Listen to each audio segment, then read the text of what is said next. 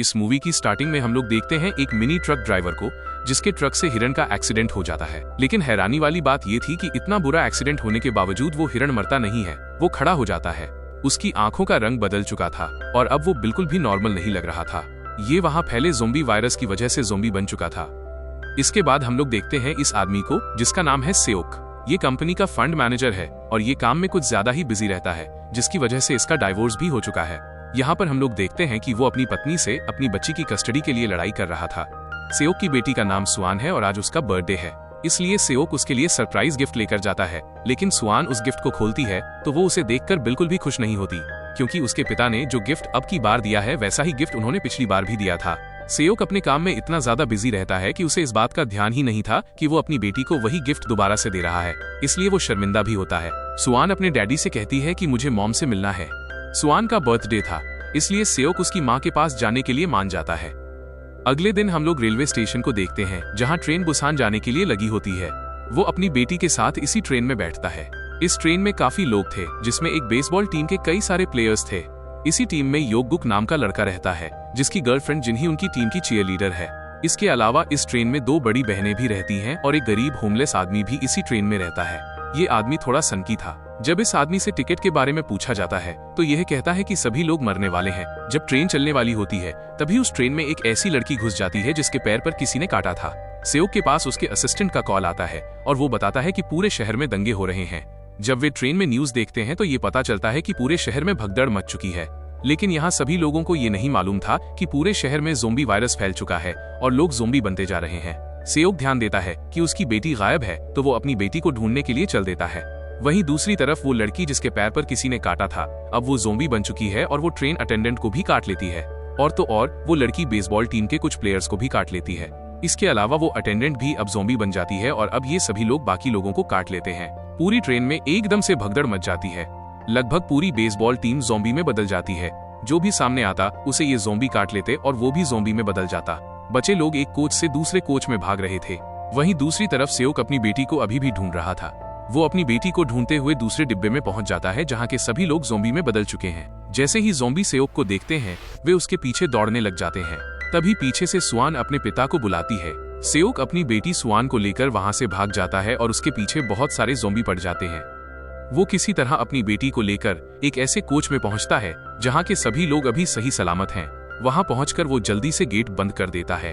वहीं दूसरी तरफ सांघो अपनी प्रेग्नेंट बीवी को लेकर किसी तरह ज़ोंबियों से बचते बचाते उसी कंपाउंड के पास पहुंच जाता है। लेकिन कंपाउंड का गेट तो सेओक ने बंद कर रखा था। सांघो सेओक से गेट खोलने को कहता है और ज़ोंबी के आने से पहले सेओक गेट खोलकर सांघो और उसकी बीवी को अंदर कर लेता है और गेट बंद कर देता है।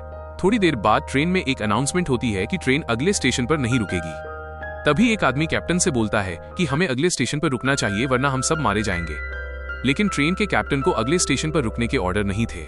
थोड़ी देर बाद जब ट्रेन उस स्टेशन से होकर गुजरती है तो हम देखते हैं कि यहाँ पर कई सारे लोग ट्रेन में चढ़ने की और ट्रेन को रोकने की कोशिश कर रहे थे, क्योंकि प्लेटफॉर्म पर मौजूद सभी लोगों के ऊपर ज़ोंबी का अटैक हो चुका था। लगभग पूरे शहर में ज़ोंबी वायरस फैल चुका है। इस स्टेशन के बाद ट्रेन में अनाउंसमेंट होती है कि ये ट्रेन अगले स्टेशन पर रुकेगी, क्योंकि वहाँ पर बचे कुचे पैसेंजर्स की सेफ्टी के लिए मिलिट्री को बुलाया जा चुका है। जैसा कि मैंने आपको बताया था कि सेओक एक कंपनी में फंड मैनेजर है, तो उसकी पहुंच थोड़ी ऊपर तक है, इसलिए वो इस बात को कंफर्म करने के लिए अपने सीनियर से फोन पर बात करता है और उससे पूछता है कि क्या अगले स्टेशन पर उतरना सेफ रहेगा। उसका सीनियर सेओक से कहता है कि अगले स्टेशन पर जो भी उतरेगा उसे आर्मी वाले क्वारंटाइन करेंगे। लेकिन वो अपनी बेटी के साथ कहीं क्वारंटाइन नहीं होना चाहता था, इसीलिए वो अपने सीनियर से रिक्वेस्ट करता है कि क्या कोई और रास्ता नहीं है। उसका सीनियर कहता है कि तुम मेन गेट से मत उतरना, तुम पीछे वाले गेट से उतरना, मेरे आदमी तुम्हें वहीं से पिकअप कर लेंगे। इसके बाद ट्रेन थोड़ी देर में अगले स्टेशन पर पहुंच जाती है और वहां रुकती है। ये स्टेशन पूरी तरह से खाली था, यहाँ पर कोई भी नहीं दिख रहा था, ना ही मिलिट्री वाले और ना ही कोई और। बचे लोग ट्रेन से उतरते हैं और प्लेटफॉर्म पर आगे बढ़ते हैं। यहाँ पर हम देखते हैं कि एक आदमी कैप्टन से रिक्वेस्ट करता है कि हमें यहाँ पर नहीं रुकना चाहिए, यहाँ पर बहुत खतरा है। हालांकि कैप्टन को उसकी बात सही लगती है, क्योंकि यहाँ पर मिलिट्री वाले तो छोड़ो बल्कि कोई भी नहीं दिख रहा था। वहीं दूसरी तरफ सभी पैसेंजर मेन गेट की तरफ जा रहे थे, लेकिन सेओक अपनी बेटी के साथ सबसे अलग ईस्ट की तरफ जाता है। और हम यहाँ पर देखते हैं कि वो होमलेस आदमी भी उसके पीछे पीछे आता है, क्योंकि उसने सेओक को फोन पर बात करते हुए सुन लिया था। दूसरी तरफ सभी पैसेंजर मेन गेट की तरफ बढ़ रहे थे कि तभी वहां पर हम देखते हैं कि जितने भी मिलिट्री के लोग थे वे ज़ोंबी में बदल चुके हैं। इतने सारे ज़ोंबी को देखकर लोगों में भगदड़ मच जाती है। कुछ लोगों को ज़ोंबी इन्फेक्ट कर देते हैं और कुछ लोग अपनी जान बचाने के लिए इधर उधर भाग रहे थे। वहीं सेओक को पता चलता है कि उन्हें लेने कोई नहीं आया, बल्कि वहाँ भी मिलिट्री वाले ज़ॉम्बी होते हैं। सेओक तेजी से भागकर अपनी बेटी के पास जाता है। उसकी बेटी के पीछे ज़ॉम्बी आ जाते हैं और जैसे ही वो सुआन को इन्फेक्ट करने वाला था, तभी वहाँ पर सांगहो आता है और उसकी बेटी को बचा लेता है। इसके बाद बचे कुचे लोग प्लेटफॉर्म से बाहर आ जाते हैं और प्लेटफॉर्म का गेट बंद कर देते हैं ताकि ज़ॉम्बी बाहर ना आ सके। सभी लोग भागकर वापस ट्रेन में घुसने जाते हैं, लेकिन वे गलती से गलत दरवाजा खोल देते हैं, जिससे और भी ज़ॉम्बी प्लेटफॉर्म पर आने लगते हैं। अब बचे लोग बहुत तेजी से अपनी जान बचाने के लिए भागते हैं। किसी तरह लोग एक सुरक्षित कंपाउंड तक पहुंचते हैं। सुआन और वो प्रेग्नेंट औरत जिस कंपाउंड में चढ़ी थी, उसमें बहुत सारे ज़ॉम्बी होते हैं और वो अपनी जान बचाने के लिए टॉयलेट में छिप जाती हैं। अब ट्रेन चलने वाली होती है, लेकिन अभी भी सेओक और सांगहो उस कांच के गेट को पकड़े हुए हैं जहां से ज़ॉम्बी आ रहे हैं। थोड़ी देर बाद वह कांच का गेट टूटने लगता है, तो वे दोनों वहां से भागते हैं। ऊपर का गेट टूट चुका था, वहां से बहुत सारे ज़ॉम्बी उनके पीछे पड़ जाते हैं और ट्रेन भी चलने लगती है। वे लोग ट्रेन के पीछे पीछे दौड़ते हैं और किसी तरह एक खाली कंपाउंड में चढ़ जाते हैं। इसके बाद सांगहो अपनी बीवी को फोन करता है, लेकिन उसका फोन सुआन उठाती है और उसे बताती है कि वे लोग जिस कंपाउंड में हैं उसमें ज़ॉम्बी हैं और अब बचने के लिए वे लोग एक टॉयलेट में छुपे हुए हैं। वो बताती है कि वो कंपाउंड नंबर 13 में है और ये लोग कंपाउंड नंबर 9 में हैं। अब इन लोगों को कंपाउंड नंबर 13 तक पहुंचना होता है। ये लोग ज़ॉम्बी से लड़ने की पूरी तैयारी करते हैं और आगे बढ़ते हैं। पहले कंपाउंड में ये लोग बहुत जोश से लड़ते हैं और सभी ज़ॉम्बियों को मारते हुए आगे बढ़ते हैं। अगले कंपाउंड में जब ये लोग पहुंचते हैं तो वहां पर देखते हैं कि बेसबॉल की पूरी टीम ज़ॉम्बी बन चुकी है। तभी यहाँ पर टनल आ जाती है और टनल की वजह से ट्रेन में अंधेरा हो जाता है। यहाँ पर ये लोग नोटिस करते हैं कि ज़ॉम्बी अंधेरे में देख नहीं पा रहे हैं, तो ये लोग अंधेरे का फायदा उठाकर ज़ॉम्बी से चुपचाप बिना लड़े उनसे बचकर ये कंपाउंड पार कर लेते हैं। इसके बाद अगले कंपाउंड को पार करने के लिए सेओक एक प्लान बनाता है। वो सांगहो का फोन लेता है और उसे ज़ॉम्बियों के बीच में फेंक देता है और अपने फोन से उस फोन पर कॉल करता है। जैसे ही फोन की रिंगटोन बजती है, सभी ज़ॉम्बी उस फोन की तरफ चले जाते हैं और अगली टनल आते ही अंधेरे का फायदा उठाकर वे साइड से चुपचाप निकल जाते हैं।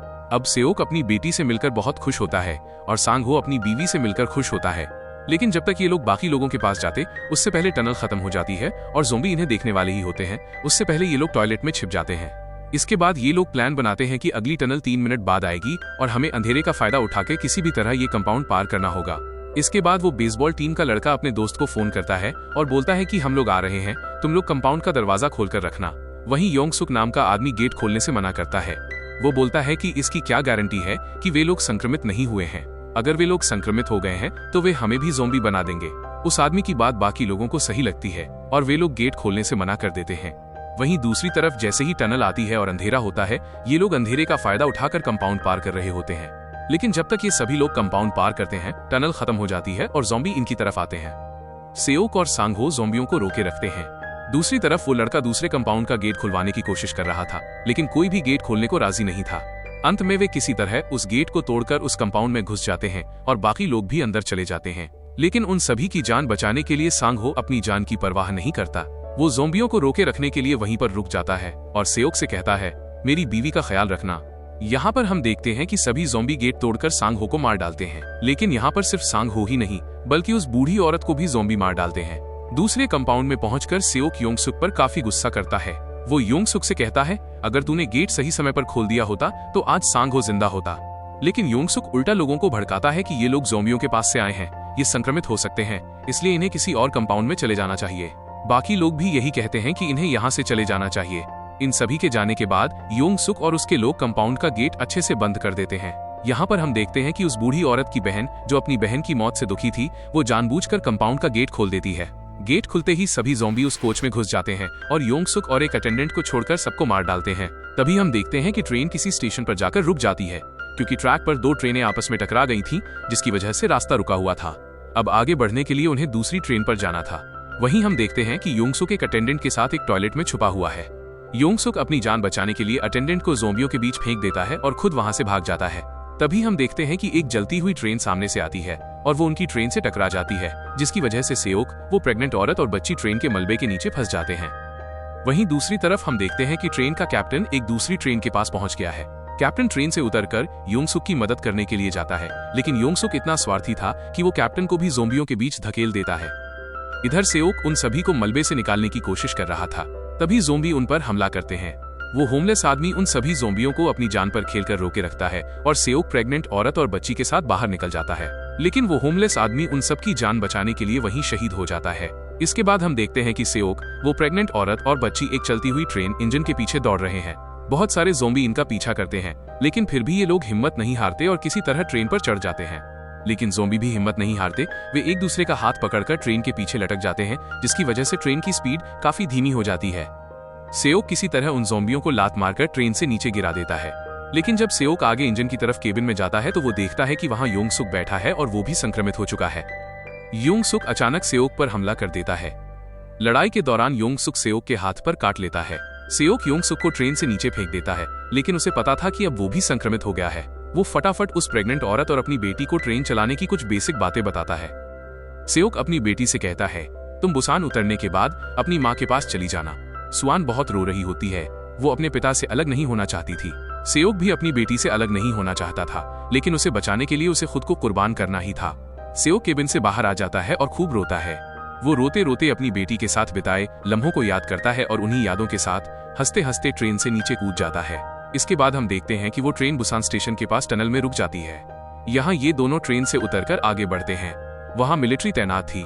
मिलिट्री वाले दूर से समझ नहीं पाते कि ये इंसान है या ज़ोंबी, इसलिए वे उन्हें गोली मारने का आदेश देते हैं।